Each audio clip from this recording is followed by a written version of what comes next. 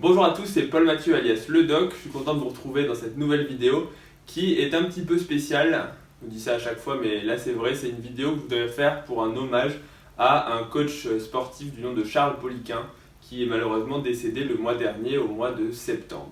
Charles Poliquin, c'était un coach qui était mondialement célèbre. Peut-être que vous en avez entendu parler si vous fréquentez un petit peu les milieux, notamment les milieux US, donc des États-Unis, puisque c'était principalement là-bas qu'il opérait, même si encore une fois son champ d'expertise s'étendait à l'international. Mais c'est vrai qu'en France, il est quand même un petit peu moins connu. Mais je suis certain que beaucoup d'entre vous qui s'intéressent vraiment à ce qui se fait dans le monde de la muscu auront connu Charles Poliquin. Charles Poliquin, donc, c'était ce qu'on appelle un strength coach. Strength coach, c'est-à-dire que contrairement aux coachs qui sont des gens pour le bodybuilding comme qu'on peut connaître dans le milieu, puisque si vous regardez Cher Fitness, vous êtes certainement plus dans une optique bodybuilding que vraiment, on va dire pas un vrai sport, mais un sport comme le football, le baseball aux États-Unis ou le football américain, le rugby, etc. Mais dans ces sports, et dans tous les sports finalement, que ce soit l'athlétisme, les sports olympiques ou les sports de combat, il y a besoin de la musculation à haut niveau pour renforcer son corps, renforcer ses performances et ses capacités athlétiques, c'est-à-dire pouvoir sprinter plus vite, avoir plus de force pour attraper un adversaire, pour lancer une balle ou un ballon le plus loin possible et le plus rapidement possible, etc. Donc Charles Poliquin, c'est dans ce domaine-là qu'il s'est spécialisé il y a longtemps maintenant, puisque de mémoire il a commencé dans les années 80 et il a vraiment développé sa notoriété et ses compétences dans les années 90, puisqu'il a coaché plus de 400 médaillistes aux Jeux Olympiques à travers sa carrière, notamment donc des médaillistes des Jeux Olympiques, mais aussi des athlètes professionnels, que ce soit au football américain, au baseball, au hockey, etc. Tous les sports qu'on peut imaginer. Donc c'est quelqu'un qui était extrêmement connu et extrêmement reconnu dans ce domaine-là, puisque c'était une des personnes les plus prolifiques en termes à la fois de coaching, mais aussi de ce qu'on appelle moi je vais appeler les ressources, c'est-à-dire la production de livres, de méthodes d'entraînement, d'articles, etc. Puisqu'il y a beaucoup de coachs qui ont des résultats, mais dont vous n'entendrez jamais parler, puisque finalement ils ne se médiatisent pas. Et donc Charles Poliquin, c'était quelqu'un qui était assez médiatisé, puisqu'il participait à beaucoup de choses, des chroniques pour des magazines de musculation, des vidéos, des interviews sur internet, il a écrit des livres, bref, il a publié, non seulement il avait une expertise et il avait une application concrète sur le terrain, mais il s'est aussi développé pour justement faire partager ses connaissances. Donc à travers des livres, à travers des vidéos, à travers des séminaires qu'il donnait à travers le monde, et également à travers sa formation qu'il a créée, je ne sais plus en quelle année, c'est pas une bibliographie année par année, mais il avait créé sa propre formation à l'époque qui s'appelait le PICP, Poliquin International Coaching Program ou un truc comme ça. Et donc cette certification permettait de former des coachs pour que, en gros, ils leur fassent bénéficier de ces méthodes d'entraînement et ensuite, en gros, c'est la marque de fabrique certifiée par le coach Poliquin. Donc ça veut dire, en gros, si moi je peux pas coacher tout le monde, mais je fais des élèves.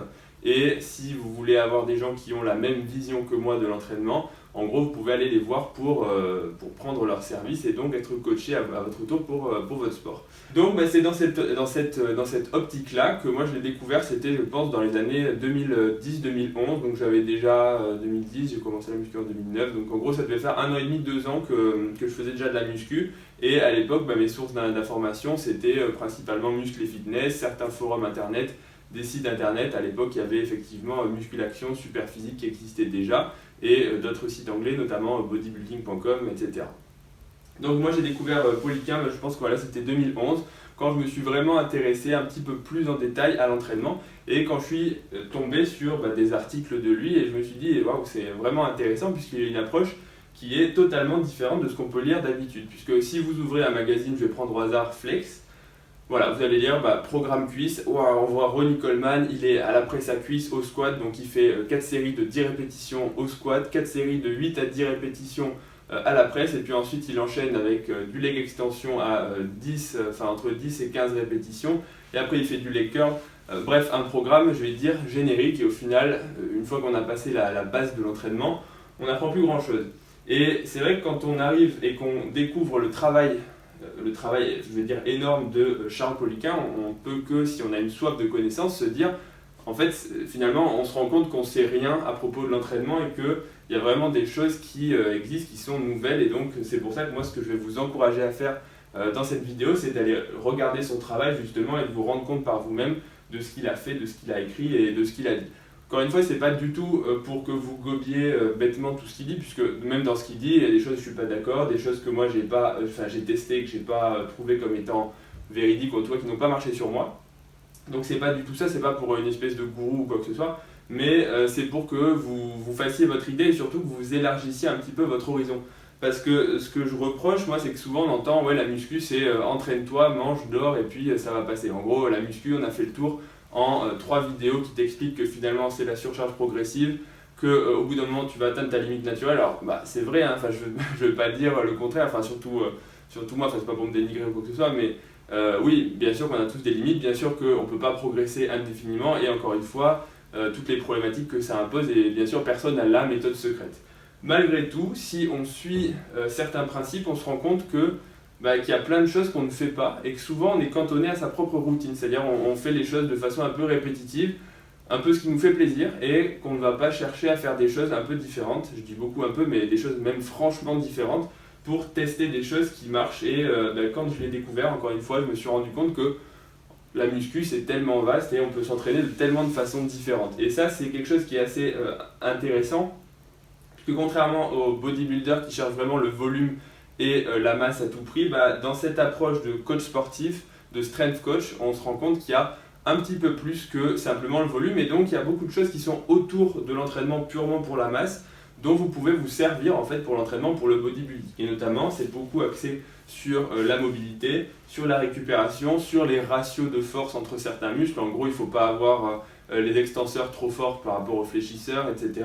Et donc les concepts sont principalement utilisés pour développer de la force, puisque le but d'un athlète c'est avant tout en général d'être fort, mais pas forcément, il y a aussi des programmes de prise de masse, puisque comme il l'explique très bien, dans certains sports tu as besoin de prendre de la masse. En France on ne le pratique pas, mais au football américain on peut transposer au rugby. Si tu pèses 110 kg, tu auras un avantage certain par rapport à l'athlète qui pèse que 90 kg. Donc il y a aussi des athlètes qui ont besoin de prendre de la masse, mais c'est sûr que ce ne sera pas le même type de masse, je vais dire, que le bodybuilder qui va vraiment chercher à avoir la masse musculaire poussée à l'extrême. Là, ce sera plus, même si j'aime pas trop ce terme, du muscle fonctionnel et donc forcément un petit peu de gras. Malgré tout, vous pouvez trouver beaucoup d'informations utiles sur tout ce qu'il a écrit et donc je vous encourage vivement pour ça à lire ses travaux. Et pour finir, la vidéo n'est pas finie puisque je vais vous faire un résumé des choses qui moi m'ont le plus marqué dans son travail, mais malheureusement il est décédé je crois le 28 septembre ou le 27 septembre. La cause pour l'instant est inconnue, la cause n'a pas été rendue publique, donc je ne vais pas spéculer sur les causes du décès. En tout cas c'est vrai que ça a fait un petit peu un séisme dans le monde de la muscu puisqu'il était extrêmement connu, extrêmement reconnu, et que malgré tout c'était inattendu, même si il avait déjà eu par le passé, et ça c'était pas un secret, des problèmes de santé puisqu'il avait eu déjà un infarctus et il avait été ponté.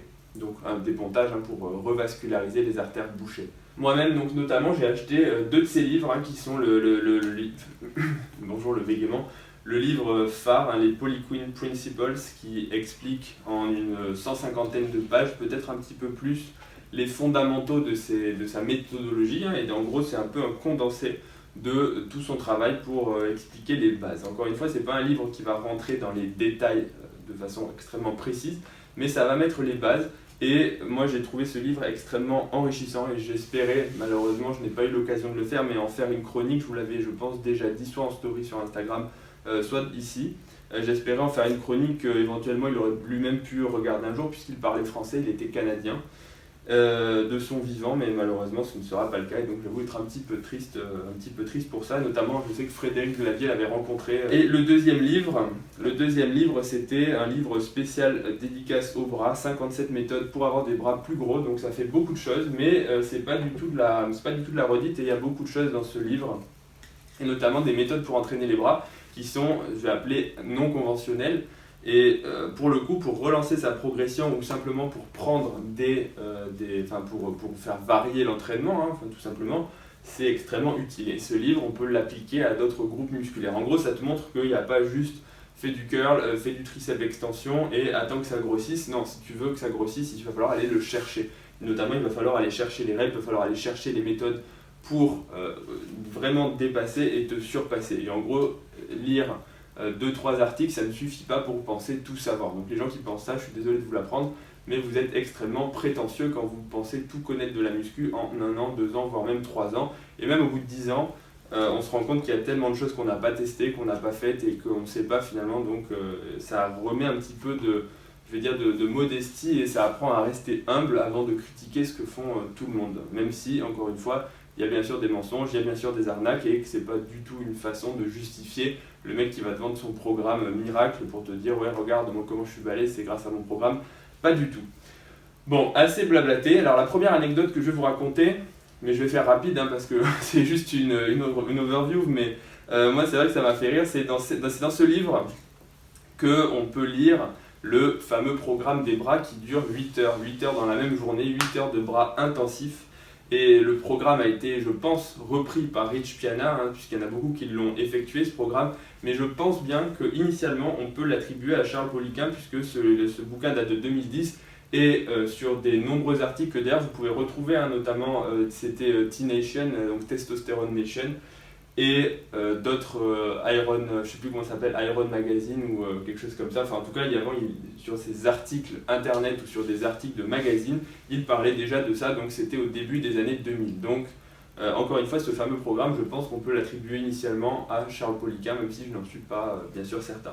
Donc ce programme, je l'ai fait, et donc effectivement, c'est assez intense d'entraîner les bras pendant 8 heures. Est-ce que ça donne des bras énormes? Je vous laisse juger, probablement pas, mais en tout cas ça marche et ça permet de faire grossir un petit peu puisque j'avais quand même pris 1,5 cm de tour de bras pendant environ 1 mois. Après j'ai arrêté de mesurer parce que je pense que ça s'est dissipé avec le temps, mais je pense vraiment que ça m'a permis de gagner un petit peu de tour de bras grâce à ce programme en une journée. Mais après il faut le faire de façon intelligente puisqu'il y a beaucoup de gens qui se blessent et ça je pense que je vais faire une vidéo dessus. D'ailleurs j'avais pour intention de le refaire et de filmer cette fois-ci, mais bon, le problème c'est que ça prend 8 heures et j'ai pas trop le temps, mais un de ces 4 ça va venir.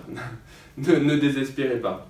Donc la deuxième chose, je dirais, que j'ai appris de Charles Poliquin, la plus importante, c'est d'entraîner des muscles de façon correcte. Et là, vous allez vous dire, qu'est-ce que ça veut dire? Et bien ça veut dire tout simplement que chaque muscle, chaque groupe musculaire, en fonction de son type de fibre et de sa répartition anatomique et aussi du profil du pratiquant, va devoir être entraîné d'une façon différente. Par exemple, un exemple bête, mais pour les mollets, il ne faut pas du tout entraîner de la même façon les muscles solaires, donc on entraîne au mollet assis, que les muscles jumeaux, les gastrocnémiens, que l'on entraîne au mollet debout. Si vous les entraînez de la même façon, eh bien vous n'avez rien compris. Et c'est pareil pour, par exemple, les quadriceps ou les ischios. Les deux ne répondent pas du tout de la même façon à l'entraînement. Donc, avec ces livres, on se rend compte que chaque muscle doit être individualisé, donc que le mec qui lit le programme, encore une fois générique, qui va dire voilà, fais 10 à 12 répétitions sur le leg extension et 10 à 12 répétitions sur le leg curl ou sur le soulevé de terre, je ne veux pas dire qu'il n'a rien compris puisque tu peux le faire, mais en tout cas c'est pas la meilleure façon d'optimiser ses progrès. Et je pense vraiment que mes ischios, je les dois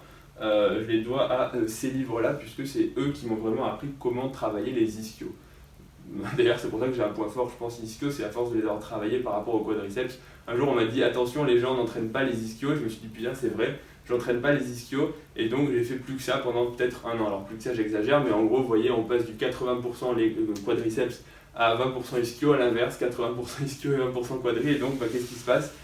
Les quadris deviennent un point faible. Donc finalement c'est peut-être un peu l'inverse, c'est un peu contre-productif, mais c'est pas grave.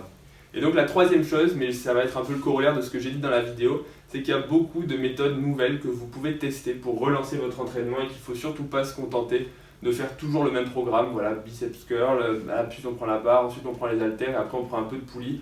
Il y a tellement de méthodes différentes pour vous entraîner avec, je vais les citer là comme ça, mais ce qu'ils appellent le jachère training, donc c'est référence aux agriculteurs qui font la jachère.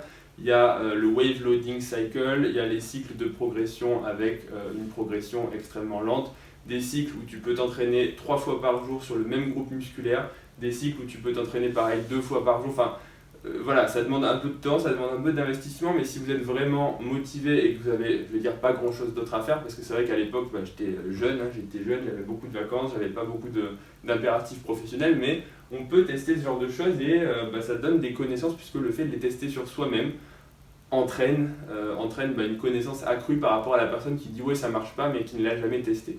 Ça veut pas dire qu'il faut tester tout et n'importe quoi, je suis pas du tout partisan de ça, mais sur des choses qui paraissent, en tout cas avec un risque minime, hein, à part de la perte de temps, je pense qu'on peut se permettre de les tester. Donc voilà pour la fin de cette petite vidéo, hein. Là vous avez des interviews, donc je vous encourage vivement à aller voir le travail de Charles Poliquin. Encore une fois, vous allez voir, c'est un travail qui est extrêmement approfondi et qui, à mon sens, peut vraiment ouvrir votre culture générale sur la muscu. Mais encore une fois, n'achetez pas tout. Le but, c'est pas de se formater sur tout ce qu'il dit, encore une fois, mais c'est juste de vous élargir votre cerveau, c'est pas ce que je veux dire du tout, je trouve pas le mot, d'élargir voilà, votre culture et votre état d'esprit et votre ouverture d'esprit. Voilà, c'est ça que je cherchais. En gros, ça va vous ouvrir l'esprit et vous montrer qu'il n'y a pas que les choses qu'on entend partout et qui sont répétées partout qui fonctionnent, puisque Charles Poliquin, je pense vraiment que c'était un précurseur et peut-être même un visionnaire dans l'entraînement. Donc merci à Charles pour tout ce qu'il nous a apporté. Et encore une fois, les condoléances à sa famille, et c'est vrai que ça laissera un vide dans le monde de la muscu. Et n'hésitez pas non plus à vous procurer ces livres. Alors je pense que les livres, j'ai regardé vite fait sur internet avant, ne sont plus disponibles, hein, donc ça, à part d'occasion à des prix faramineux, genre 1000 € le bouquin. D'ailleurs, le jour où quelqu'un me propose 1000 €, je pense que je pourrais peut-être lui vendre. Voilà, donc encore une fois, merci Charles, et puis je vous dis à bientôt pour la prochaine vidéo. On essaiera de reprendre un rythme un petit peu plus soutenu sur les chroniques. Vous pouvez me retrouver sur Instagram, n'hésitez pas à soutenir la chaîne Cher Fitness, et un petit bonjour aussi à notre sponsor pour la chaîne Prozis, et notamment pour Aiki avec le code Aiki. Merci à vous de nous soutenir sur Cher Fitness par ailleurs, et puis je vous dis à bientôt, et je vous embrasse tous. Au revoir, salut.